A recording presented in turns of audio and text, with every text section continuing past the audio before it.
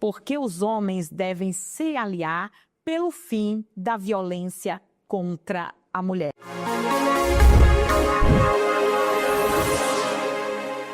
Eu sou a Márcia Guerra e estamos fazendo a roda de conversa com os protagonistas. E aqui nós estamos com o professor Sérgio Barbosa. Seja bem-vindo, professor. O professor que é filósofo.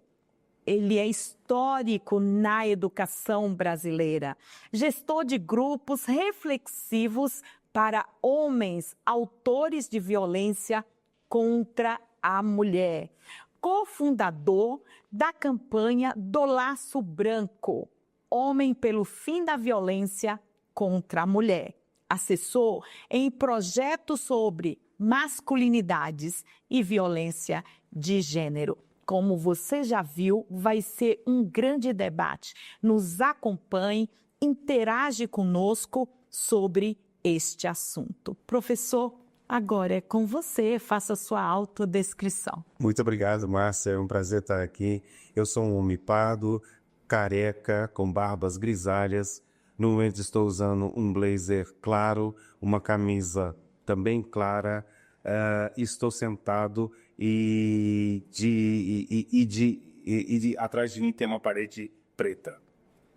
Muito bem, muito obrigada, professor, pela sua autodescrição. É fundamental, tendo em vista que é um podcast educativo. Eu também sou uma mulher do sertão central cearense, do município pequeno chamado Itatira, no sertão central. Estou aqui fazendo esse podcast. Sou uma mulher de pele branca, olhos claros, cabelo abaixo dos ombros. Estou vestida uma blusa listrada de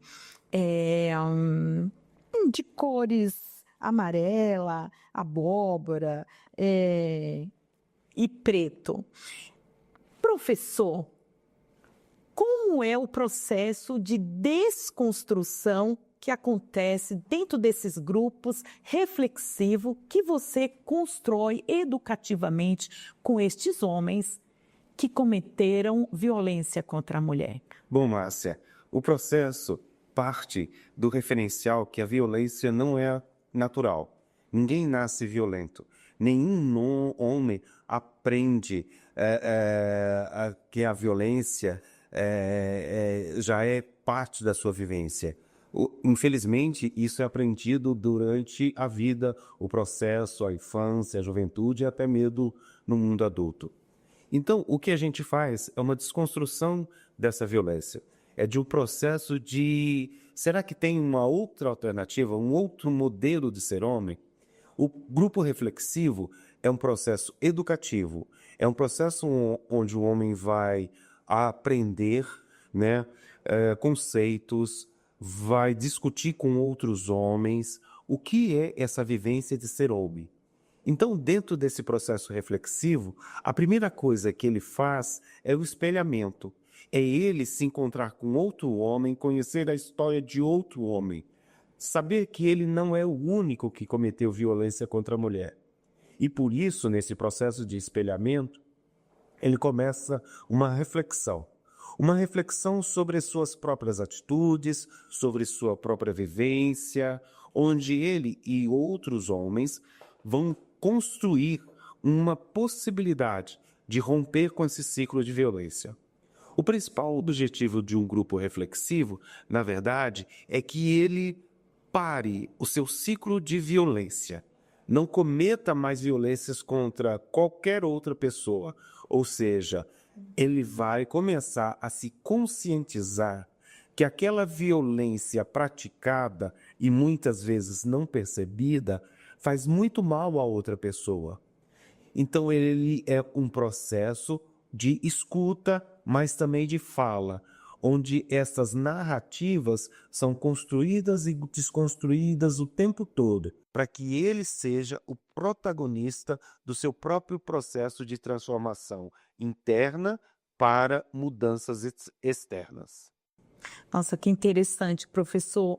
Porque isso é educação em direitos humanos. Muitas vezes as pessoas acham que educação em direitos humanos é algo abstrato. Não é. Você está dando uma aula aqui da paciência histórica que é a construção e a reconstrução do ser social, né? Para tirar também o estigma, para que a pessoa não seja vista só como aquele que cometeu aquele ato, mas dentro de um contexto social, cultural, é para rever as suas próprias atitudes. Puxa, é incrível e eu já quero te dizer do prazer que está aqui com você aprendendo sobre o teu fazer, a tua prática educativa. Professor, que papel o reconhecimento da responsabilidade tem nesse processo? O grupo reflexivo, como você bem disse, Márcia, é um processo inovador, onde não ficamos na pecha do agressor. É lógico que ele cometeu um crime. É lógico que ele precisa entender que ele rompeu com os direitos humanos de alguém. Mas por isso a gente não pega uma linha punitivista, uma linha que ele vai ser preso, vai ser excluído da sociedade, vai para um cárcere. Alguns homens, sim, vão para o cárcere, vão ser encarcerados porque descumpriram uma medida protetiva, porque ameaçaram de fato.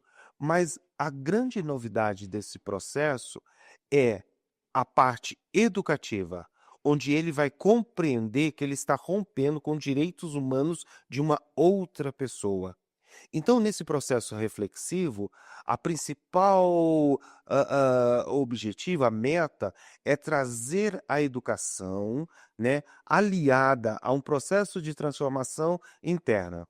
Assim como Paulo Freire muitas vezes diz: ninguém muda ninguém, a não ser que a própria pessoa se convença dessa mudança. Então, ele cometeu um crime, ele vai ter que ter consciência desse crime.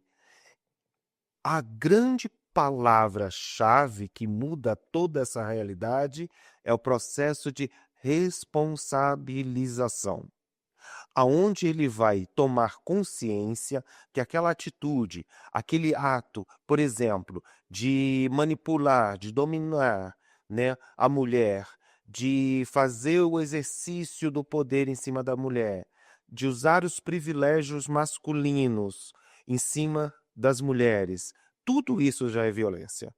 Então, o que a gente olha lá no grupo não é aquele boletim de ocorrência que ele cometeu aquele dia, à noite, aquele momento. Não é isso que é o importante. O importante é o que está por detrás disso.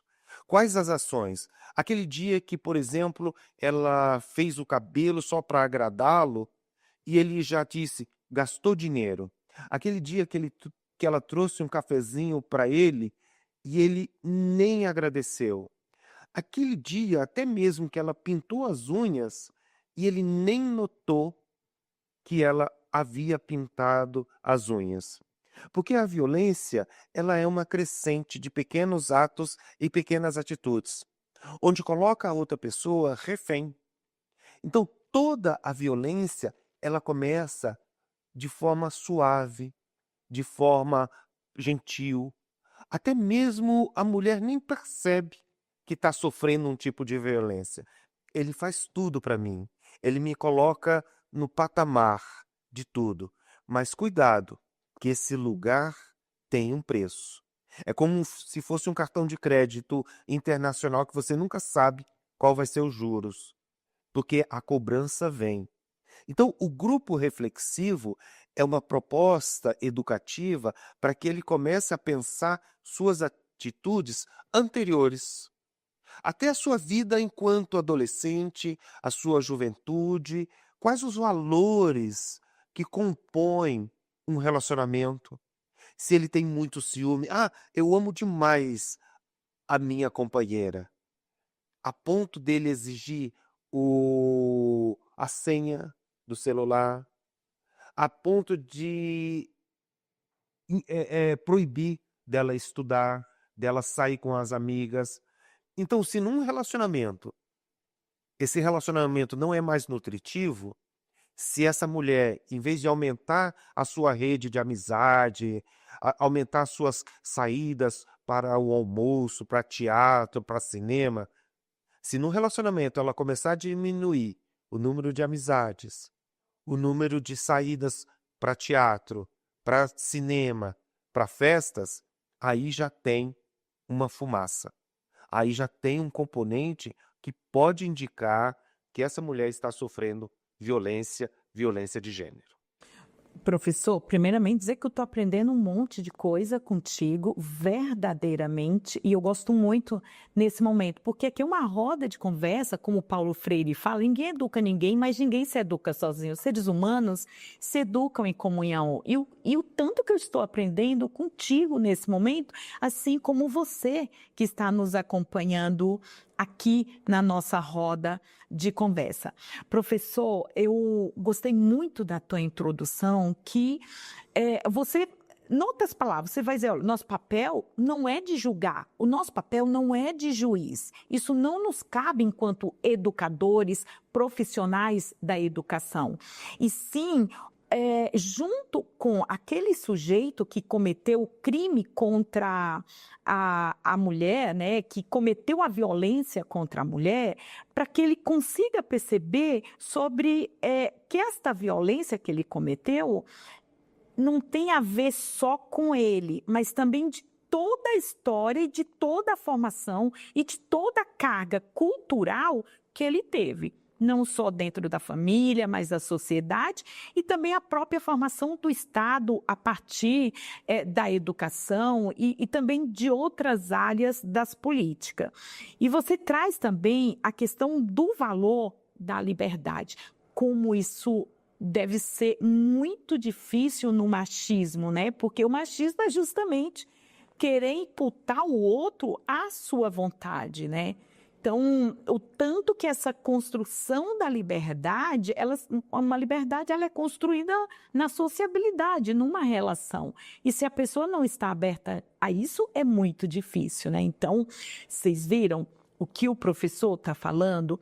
Que a gente, né, enquanto mulher, a gente também tem que ir se percebendo, observando como que eu estou nessa relação, né? Quais são os meus limites, né? Posto aí nesta relação. E aí, professor, como trabalhar com os homens sem justificar ou minimizar a violência cometida? Isso é muito interessante, Márcia, porque uma das maiores dificuldades é fazer o homem ter consciência sobre a sua própria condição de ser homem e a condição de ser mulher.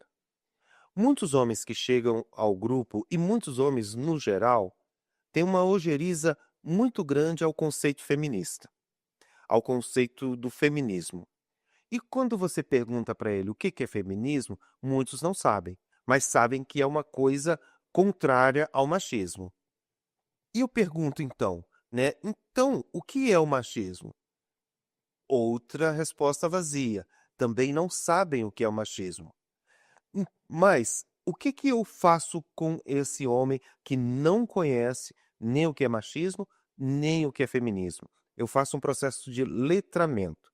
Eu faço um processo dentro do grupo reflexivo, onde esse homem vai conhecer a história do feminismo, vai conhecer por que as mulheres chegaram até aqui, por que as mulheres conquistaram seus direitos de votar, de ter licença maternidade, de ter a Lei Maria da Penha. Muitos homens já são contra a Lei Maria da Penha. E aí eu faço a simples pergunta: você é contra a Lei Maria da Penha? Muito bem, você já leu a Lei Maria da Penha? A resposta qual é, Márcia? Não. Então, como é que é possível ser contra uma coisa se você nunca tomou consciência disso? Então, muitos homens começam a ler a Lei Maria da Penha. Muitos homens começam a ter um letramento sobre a história do feminismo. E aí começa a compreender que o feminismo não é contra o homem, mas é contra esse machismo. Como bem você disse, o machismo é uma situação onde o homem quer dominar a mulher. Mas o que é mesmo o machismo? Senão um estado de insegurança, de frustração, de desvalorização de si mesmo. Então eu, como macho, eu tento projetar para a mulher, eu tento projetar principalmente para a companheira, que a companheira sabe se eu gosto de ovo com a gema mole ou com a gema dura, com feijão em cima do arroz ou do arroz em cima do feijão, porque esse jogo da violência se dá na intimidade. Então, o machismo é um jogo de dominação dentro da intimidade e provoca na mulher, né, um processo de refém. Ah, mas ele é um bom pai, ele é um bom trabalhador, ele faz tudo, mas ela não olha para ela, Márcia. E às vezes ela está entrando em um estado de dominação, de depressão, sem saber que está entrando, sem saber. Então, quando ela faz a denúncia da violência, é porque ali está já gritante. Esse homem que pratica a violência, ele tem consciência daquilo que ele está fazendo, mas ele se apoia na impunidade. Ah, ela não vai denunciar. Eu boto tudo dentro de casa, eu sou um bom pai, eu faço minhas obrigações, mas aí é que está o problema. O machismo é um jogo perverso, porque esconde, né, as suas garras, esconde o que ele faz dentro de casa. Nossa, ele foi denunciado pela violência contra a mulher, ele que é um cara tão bom, mas dentro de casa que é o jogo da dominação. Então esse homem muitas vezes ele tá acostumado a fazer aquilo, porque os pais eram assim, né? Porque a mãe colocava o prato na comida, porque a mãe era a última a servir, um comia a coxa, o outro comia o peito, e a mãe comia o que restava.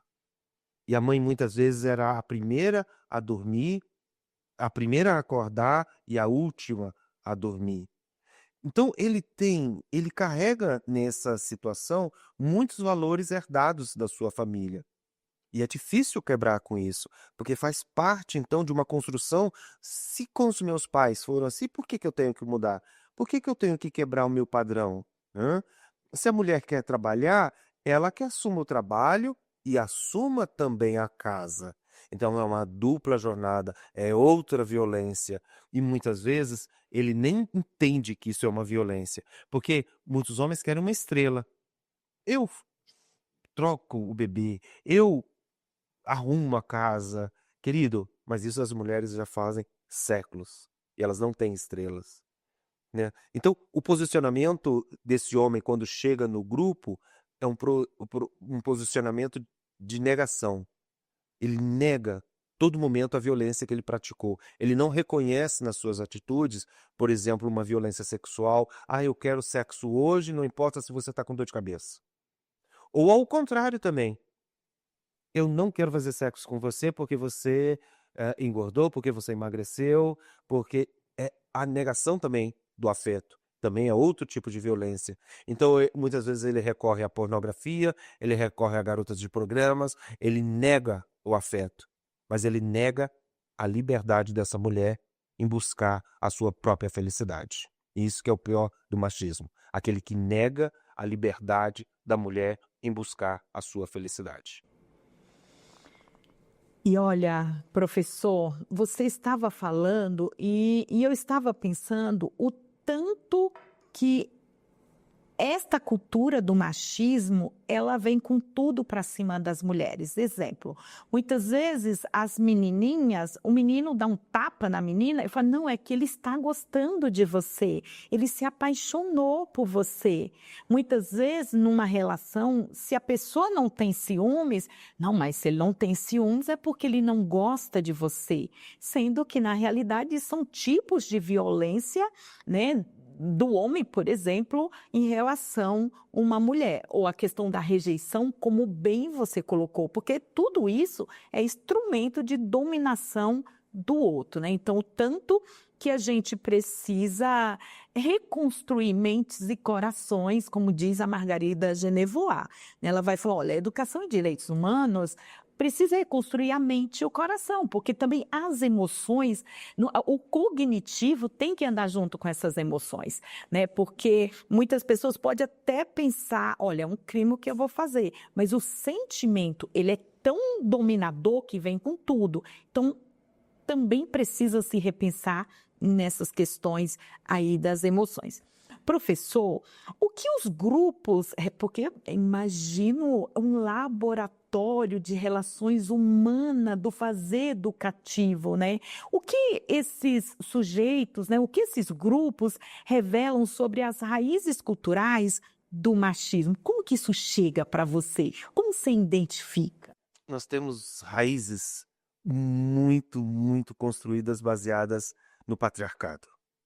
O patriarcado é essa estrutura que delimita o campo do ser homem e da ser mulher.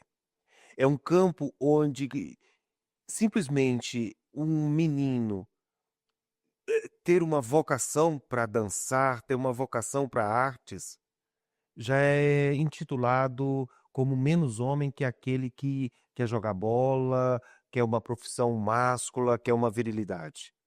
E o contrário também. Uma menina sempre vai ser educada para ser doce, suave, meiga.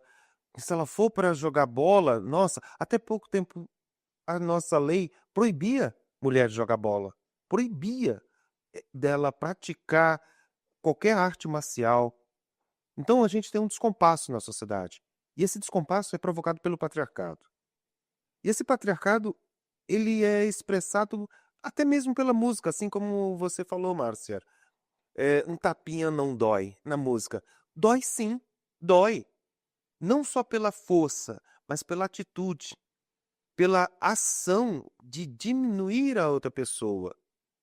Então, o tapa, ele não é simplesmente uma atitude física, mas é uma atitude ética, que você tira a essência da outra pessoa, você rebaixa a outra pessoa a um segundo grau, né? Então, o patriarcado é sempre essa estrutura que vai delimitar que o masculino é superior ao feminino. Vamos fazer uma breve reflexão, uma meditação bem rápida agora, uma brincadeira. Você que está assistindo a gente. Vamos respirar profundamente. Respira. Solta o ar. Respira. Vamos pensar numa pessoa agora, uma figura do campo político. Quem você pensou? Salva. Deixa aí no seu HD. Pensa agora uma pessoa do campo da arte. Do mundo da arte. Salva. Agora vamos pensar uma pessoa do campo religioso. Pensou? Gravou? Ótimo. Quantas mulheres você pensou?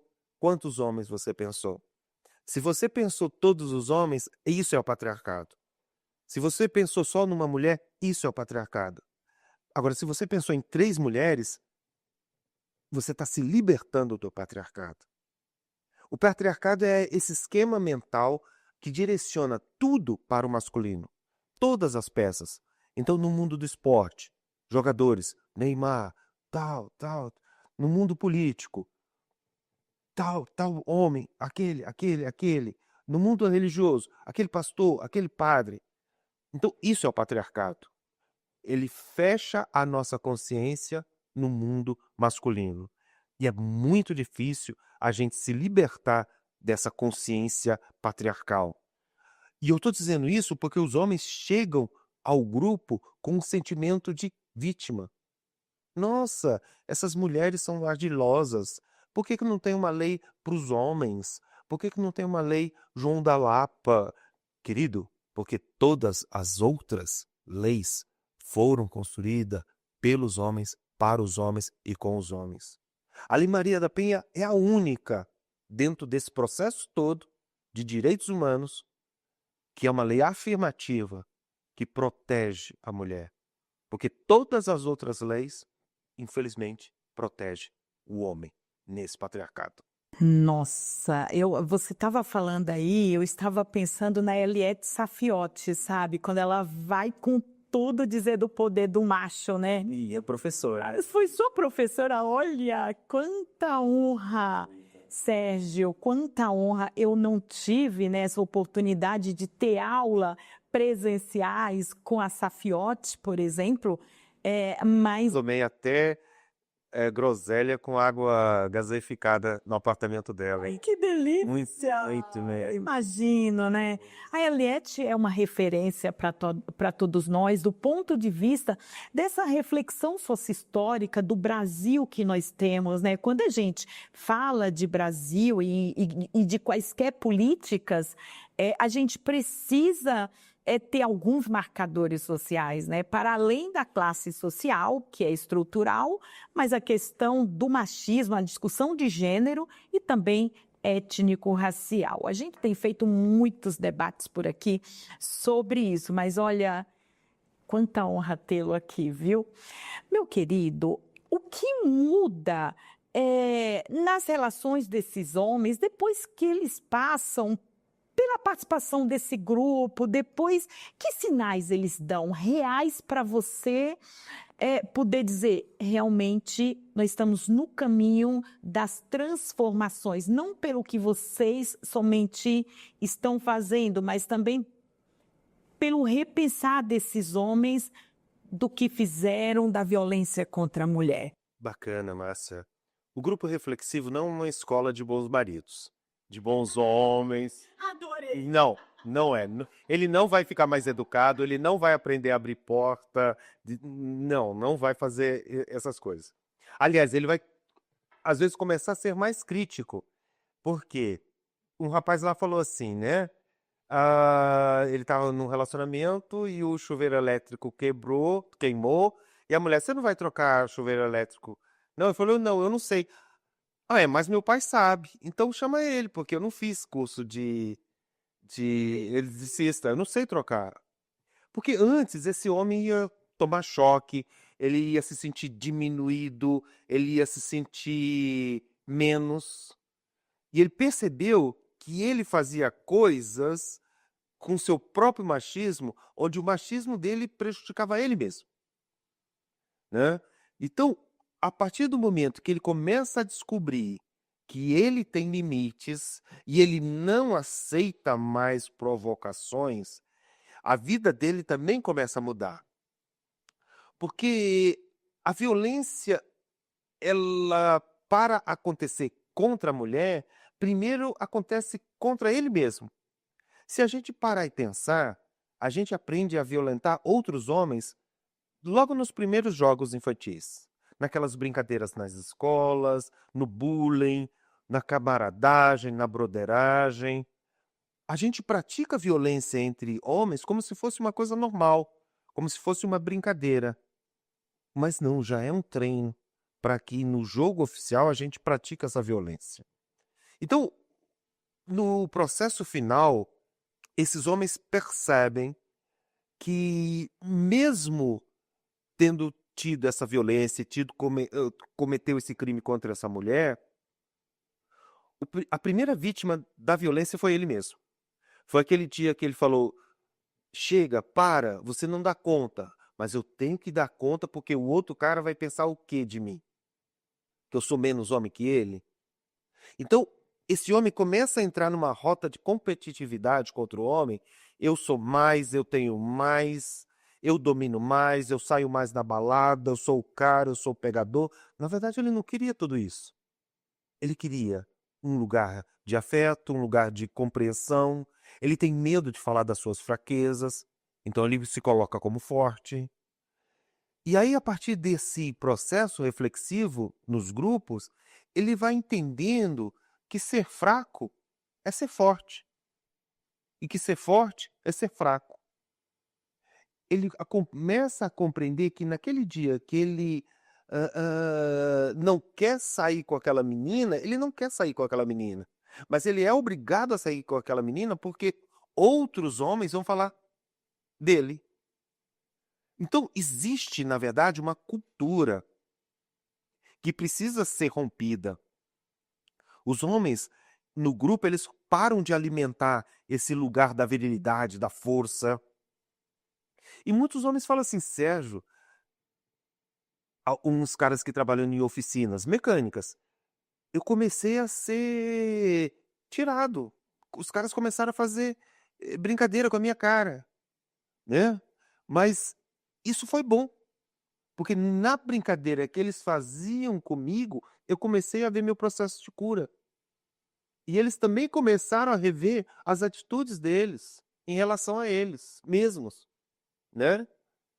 E eu comecei a ser um educador, um multiplicador dentro da oficina. E eles começavam a perguntar para mim como sair à noite, como dar uma chavecada sem ser machista. Como sair numa balada sem ser misógino, homofóbico. Como e compreender toda essa diversidade da sociedade hoje em dia. Porque antes, Sérgio, eu não estava nem aí. O cara que vestia rosa para mim já era, né? Eu tirava sarro. Hoje em dia, não. Hoje em dia eu visto rosa, não tem nada a ver cor, não tem nada a ver um homem abraçar outro homem. Eu estou entendendo que eu entrei aqui por uma questão da violência contra a minha esposa, mas eu entendi que não era só uma violência contra a minha esposa, era uma violência contra o feminino. E eu não vou ser menos homem, né?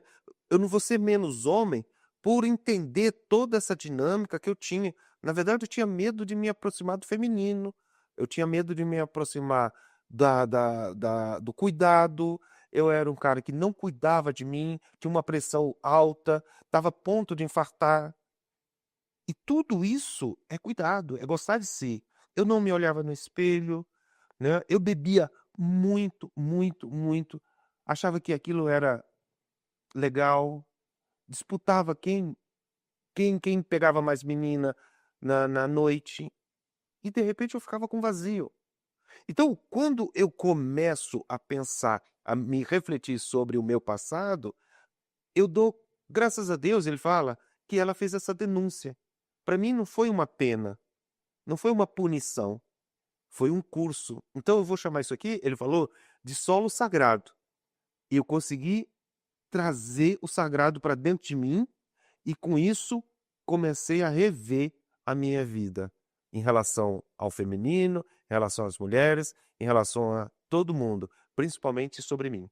Foi uma escola de vida isso aqui. Nossa, que interessante, Sérgio, porque como a gente precisa levar o outro e a gente também repensar quem somos. Porque nós somos, mas quem somos? Muitas vezes as pessoas, eu sou um criminoso contra a mulher. Não, não é só isso. E você precisa ajudá-lo, e é o que vocês fazem, no sentido da reflexão, né? Como a gente pode continuar nessa sociedade ressignificando uma série de culturas que nós tivemos que enfrentar e que nos detonaram literalmente. Eu estava ouvindo você falar, eu vou chamar do machismo recreativo, que é aquele cara que tem 5, 6 homens, vai passando uma mulher e 4 vai mexer e o outro vai falar, puxa, por que você está fazendo isso? Ela é um ser humano, sabe? Imagina o que é isso numa roda de pessoas que foram condicionadas ao machismo. Porque quando a gente pensa do ponto de vista ético, o ético é justamente a gente entender que relações que foram essas que constituíram esse sujeito que está fazendo o que está fazendo. E eu também gostei muito, para a gente ir caminhando para a finalização, é quando você vai falar que não é a roda, né? Essa roda educativa de direitos humanos que ocorre com estes homens que cometeram crimes contra a mulher, não é uma roda de romantização das relações, mas é de respeito, é de construção de respeito. Assim como eu não posso desrespeitar o outro, mas o outro também não pode me desrespeitar dentro de uma cabeça machista, por exemplo, né? De achar que um homem, ele só é homem o suficiente se ele souber trocar uma lâmpada, se ele for tipo o homem da estrela, né? Que saiba fazer tudo literalmente, né? O multiuso da estrela. E não é isso. E aí, você falou uma coisa, eu falei, gente, é isso mesmo. Porque se a gente não tiver cuidado, a sociedade conservadora, que romantiza e romantiza muita coisa, vai achar que este grupo, né, de trabalho, dessa questão do trabalho com as masculinidades, na realidade, não é um grupo de bons maridos. Eu gostei muito quando você falou isso, né? Que é isso. Não tem a ver com um grupo de bons maridos, tipo de comportamento como ser um bom marido. Ao contrário, é um grupo de homens pensando e repensando os seus sentimentos, os seus costumes, as suas práticas, a sua cultura, né? Para que, junto com outros segmentos da sociedade, a gente possa construir um outro mundo possível, como aponta o Fórum Social Mundial. Mas como eu gostei de conversar com você. Eu vou te fazer uma pergunta que é a seguinte: quais protagonistas te incentivaram você fazer o que você faz? Nossa, pergunta bem profunda, porque quando eu comecei a trabalhar com esse campo dos direitos humanos, da cidadania, eu comecei a trabalhar com as prostitutas e as travestis no centro de São Paulo. E para entender essa questão de gênero, eu tive que estudar o que era gênero. E uma das professoras, a professora Beth Nolasco, me deu alguns livros sobre gênero. E eu comecei, então, a entender, eu comecei a falar assim, gente, eu não sei nada disso. Então ela começou a me colocar, né, de frente um universo que eu não conhecia, não fazia ideia há 30 anos atrás o que eu né, iria aprender, que principalmente a questão do respeito, a questão da dignidade e a questão dos direitos humanos. Então eu sou muito grato a essa professora que me indicou, né, esse curso, essa disciplina, relações de gênero, para que eu pudesse abrir a minha cabeça, e ainda venho abrindo até hoje, estudando e nunca parando nesse processo educativo. Muito bem, professor Sérgio Barbosa, você que nos acompanha, dizer, olha o convite dessa roda de conversa. Você que é homem, que está nos assistindo, é um convite para você. Venha conosco construir um mundo bem melhor junto com as mulheres, respeitando e, acima de tudo, né, sabendo que nós estamos nesta caminhada, neste planeta, e que vamos construir juntos, né? E quantas coisas a gente precisa mudar. Mas eu gostei bastante do convite do professor Sérgio Barbosa. Homens, nos ajude a enfrentar as violências contra a mulher. Professor Sérgio, nós temos um presentinho, um mimo para o senhor, que é isso daqui, que é uma caneca do nosso programa, receba com carinho. Muito obrigado. Que é um mimozinho aqui do nosso programa.